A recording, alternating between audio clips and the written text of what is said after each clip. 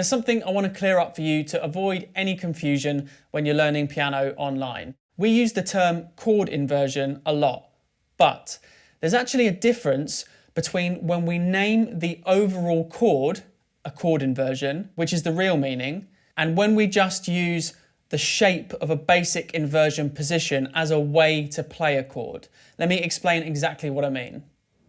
This is a C major chord, and we call this a basic root position chord or root position shape.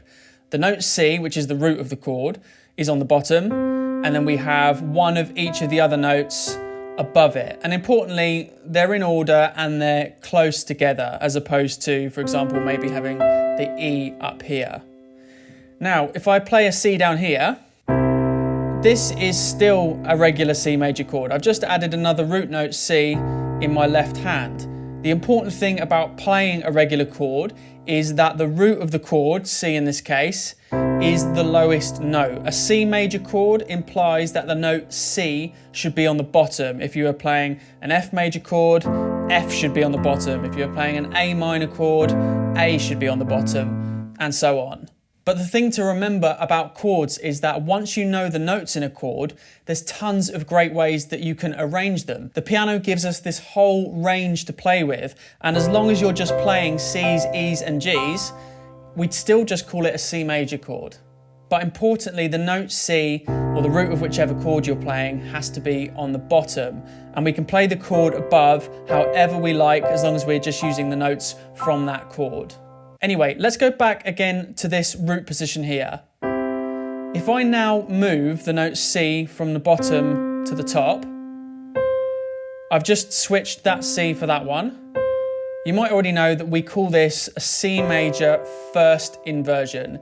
It's the first time we've inverted the chord. Now we have E on the bottom. So you want to remember this. A first inversion begins on the next note along in the chord. The root position was here, so the next note along was E. That's where the first inversion begins. Okay, but what happens if I put a C back in my left hand?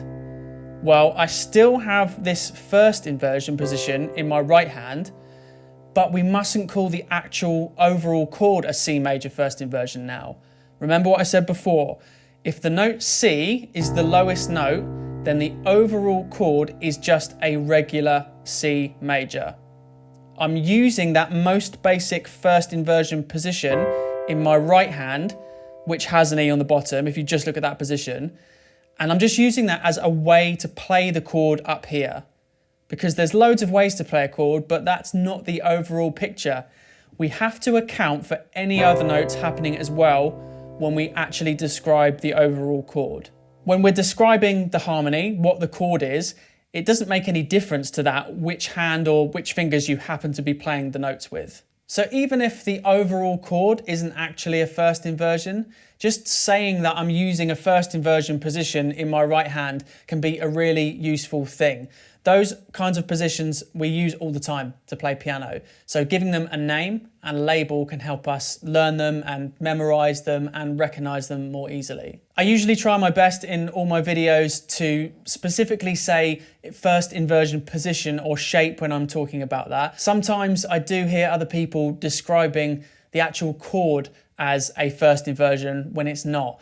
And that can be kind of confusing. But by the time you finish this video and you actually fully understand everything, then you should have no problem in the future figuring out what people really mean. And by the way, if this video is helpful, then please let me know by giving it a thumbs up.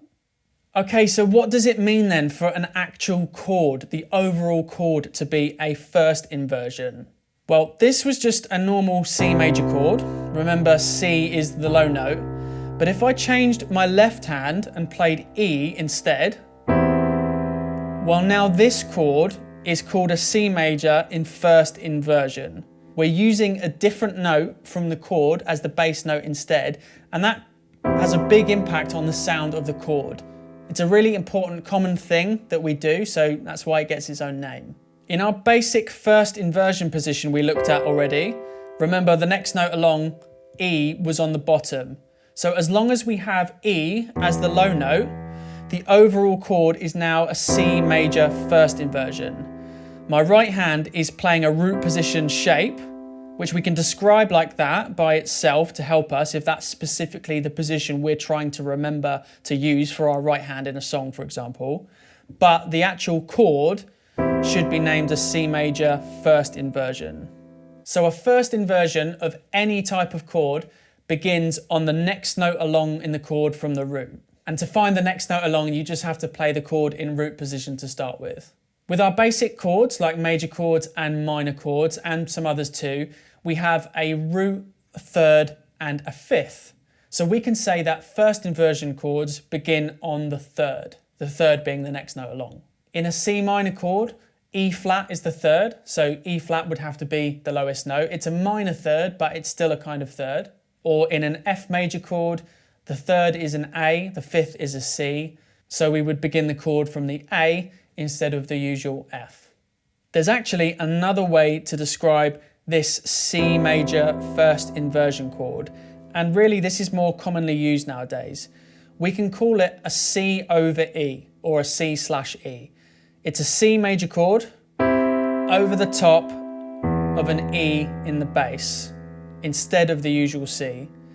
This is called a slash chord, and it's a more modern system which is actually more versatile in the long run, and I think it's much simpler for writing out chord progressions and using chord symbols, so it's good to get used to. For example, we could have C to C over E to F. By the way, I do have a very in-depth guide on inversions and slash chords with all this information and tons more. There's a giant glossary of all the major and minor chords in there. And that's actually part of a chords bundle with 2 other guides. If you want to learn all about chords properly, these are going to be perfect for you. And there's a link to my website down below where you can check those out. Let's look at second inversions then.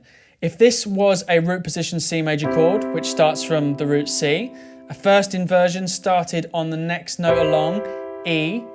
That means a second inversion starts on the next note along after that, which is G.